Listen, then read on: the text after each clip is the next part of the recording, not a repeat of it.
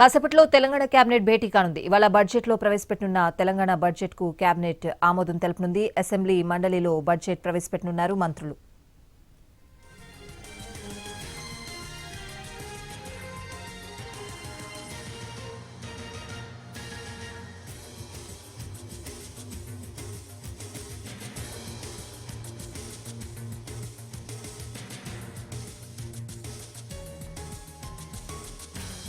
తెలంగాణ ప్రజల ఆశలు ఆకాంక్షలను ప్రతిబింబిస్తూ కాసేపట్లో అసెంబ్లీలో బడ్జెట్ ప్రవేశపెట్టనుంది సర్కార్. 2026-27 ఆర్థిక సంవత్సరానికి సంబంధించి 3.35 లక్షల కోట్ల రూపాయల అంచనాతో బడ్జెట్ రూపొందించింది సర్కార్.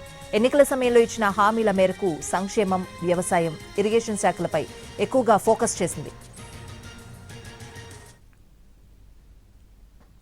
$1 ట్రిలియన్ ఎకానమీ లక్ష్య సాధనలో భాగంగా రాష్ట్ర ప్రభుత్వం ఈసారి భారీ బడ్జెట్ ప్రవేశపెడుతోంది. 6 గ్యారెంటీల అమలుకు తోడు ఆర్థిక వ్యవస్థను బలోపేతం చేసే దిశగా బడ్జెట్లో కేటాయింపులు చేసినట్లు సమాచారం. రాష్ట్రంలో కాంగ్రెస్ పార్టీ అధికారంలోకి వచ్చిన తర్వాత మూడోసారి బడ్జెట్ ప్రవేశపెడుతోంది. అయితే గత 2 బడ్జెట్లలోనూ ఆచితూచి వ్యవహరించిన ప్రభుత్వం అనేక అంచనాలు, ఆశలతో ఈసారి దూకుడుగా వెళ్లాలని నిర్ణయించినట్లు తెలుస్తోంది.